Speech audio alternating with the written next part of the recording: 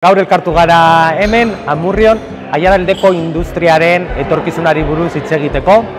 Ikusi dugu nola adimen artifiziala eta adimen naturala kombinatzean, nola gure enpresak gero eta lehiakorrak izan ahal daitezen.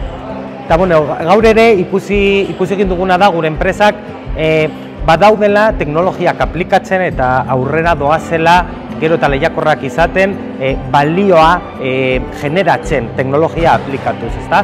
Ikusi dugu hainbat kasu, bai enpresa ertainak, bai enpresa txikiak eta enpresa handiagoak nola dauden berrikuntzaren bide honetan, eta uste dut gaur bezalako topaketak gero eta beharrezkoak direla hemen Aiaraldean. Gaur ezagutu egin ditugu ere 3 kasu praktiko, hemen Aiaraldekoak, bai Kider, bai Enbases eta bai Amets, azaldu digute nola dauden aplikatzen adimen artifiziala bere lehiakortasunean aurrera egiteko, ezta? Ikusi ditugu proiektu oso interesgarriak eta nahi duguna da hauek adibide izatea beste enpresentzat.